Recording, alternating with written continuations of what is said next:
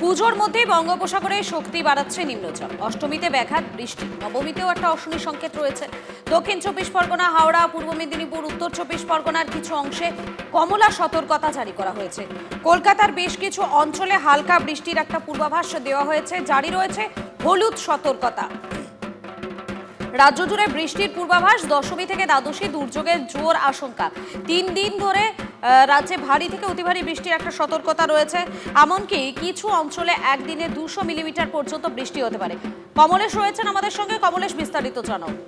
এখন নবমী এখন আস্তে আস্তে আমরা বিকেলের দিকে ঢুকছি। এই সময় দক্ষিণ 24 পরগনা, উত্তর 24 পরগনা এবং কলকাতার আশপাশে বেশ কিছু অঞ্চল রয়েছে যেখানে কালো মেঘ করে এসেছে, বৃষ্টি হচ্ছে কোনো জায়গায় এবং দমকা বাতাস বইছে। মানে নবমী থেকেই দুর্ভোগে অনেক জায়গায় শুরু হয়ে যাচ্ছে।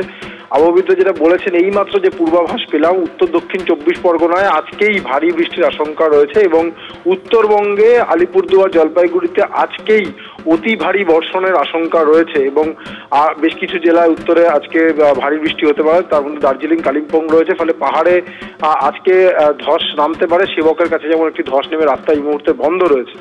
আগামীকাল কলকাতা সহ দক্ষিণবঙ্গের 5টা জেলা, দক্ষিণ 24 পরগনা, পূর্ব পশ্চিম মেদিনীপুর এবং হাওড়া, এই জেলাগুলোতে কমলা সতর্কতা জারি করা হয়েছে। এই জেলায় কলকাতা, হাওড়ায় ভারী বৃষ্টি, দক্ষিণ 24 পরগনা, পূর্ব পশ্চিম মেদিনীপুর, এই জেলাগুলোতে অতি ভারী বৃষ্টির আশঙ্কা রয়েছে এবং একাদশীতেও দক্ষিণবঙ্গের অনেকগুলো জায়গায় ভারী থেকে অতি ভারী বৃষ্টি হবে এবং মাঝে মধ্যে দমকা বাতাস বইতে পারে, যাতে মণ্ডপ এবং আলোকসজ্জা এবং যে গেট বানানো হয়, যেগুলো উত্তরবঙ্গে কিছু জায়গায় ভেঙে পড়ছে, এরকম ঘটনা দক্ষিণবঙ্গেও ঘটতে পারে। উত্তরবঙ্গে 3 এবং 4 তারিখ, একাদশী এবং দ্বাদশী, ভারী থেকে অতি ভারী বৃষ্টি, অর্থাৎ যে আশঙ্কাটা করা হচ্ছিল সেই আশঙ্কাটাই সত্যি হতে চলেছে। নিম্নচাপ শক্তি বাড়িয়ে অতি গভীর নিম্নচাপ শক্তি বাড়িয়ে আরো ঘনীভূত হচ্ছে এবং যার ফলে কিন্তু একটা বৃষ্টির আশঙ্কা করা হচ্ছে। ধন্যবাদ তোমাকে কমলেশ।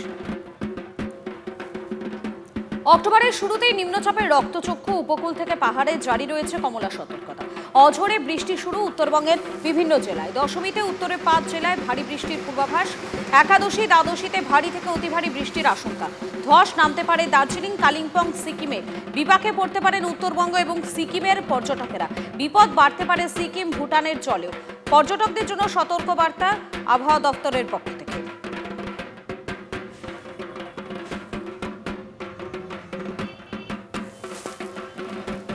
দেখতেই পাচ্ছেন আলিপুরদুয়ার, মালদা, কোচবিহার এবং নদিয়া, 4 জায়গা ছবি দেখাচ্ছি আপনাদেরকে। নবমীর এই দুপুরে বিভিন্ন জায়গায় দুর্ভোগে রয়েছে যারা মানুষজন রয়েছে তারা।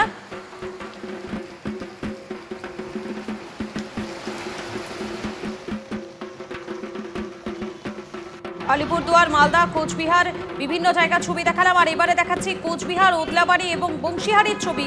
বিভিন্ন জায়গাতে ঝোড়ো হাওয়ার ফলে বিভিন্ন জায়গায় আমরা দেখতে পাচ্ছি মণ্ডপের যে গেট, প্যান্ডেলের গেট ভেঙে পড়েছে রাস্তার ওপর, যার ফলে কিন্তু যথেষ্ট সমস্যায় পড়তে হচ্ছে পথ চলতি সাধারণ মানুষকে।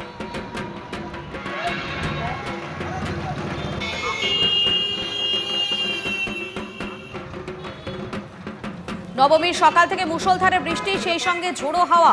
রাস্তার উপর ভেঙে পড়েছে বাঁশের গেট। বন্ধ হয়ে যায় উদলাবাড়ি থেকে গাজলডোবাগামী রাজ্য সড়ক। বুধবার সকালে প্রবল ঝড় এবং বৃষ্টিতে ভেঙে পড়ে উদলাবাড়ি বিধানপল্লী সর্বজনীন দুর্গাপুজো কমিটির আলোকসজ্জার গেট।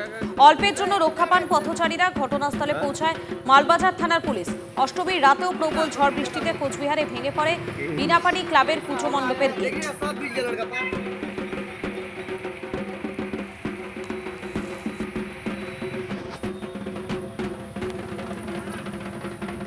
রাজ্যের উত্তর থেকে দক্ষিণ বিভিন্ন জায়গায় এই মুহূর্তে বৃষ্টি চলছে এবং সেই বৃষ্টিতেই ভেঙে পড়েছে পুজো মণ্ডপের গেট। বন্ধ হয়ে গিয়েছে যান চলাচল। প্রচন্ড বৃষ্টিতে গতকাল রাতে ভেঙে পড়ে কোচবিহারের বিনাপানি ক্লাবের পুজো মণ্ডপের গেট। এলাকার লোকজন এবং প্রশাসন রাস্তা পরিষ্কারের কাজে হাত লাগায়। সকালবেলার দিকে প্রায় তখন 7:30টার দিকে প্রচণ্ড বৃষ্টির সাথে সাথে প্রচুর হাওয়াতে আমাদের এই মেন গেটটা পড়ে যায় রাস্তার উপরে। আমাদের ক্লাব সদস্য এবং লোকরা তৎপরতার সঙ্গে বিভিন্ন মেশিন দিয়ে আমরা যত তাড়াতাড়ি সম্ভব আমরা এটাকে ক্লিয়ার করার চেষ্টা করছি।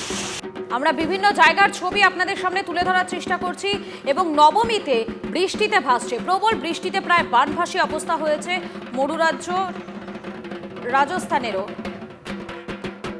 রাজস্থানে বেশিরভাগ রাস্তায় জল। জয়পুরে রাবণ বধের জন্য কুশপুতুল ভাসছে। রাজস্থানের টং দেওলির বেশ কিছু শিল্পী রাবণের প্রতিকৃতি তৈরি করেছিলেন। অসময়ের এই বৃষ্টিতে তাদের মাথায় হাত। জলের তোড়ে প্রায় সবই ভেসে গেছে। লক্ষ লক্ষ টাকার ক্ষতির একটা আশঙ্কা করছেন তারা।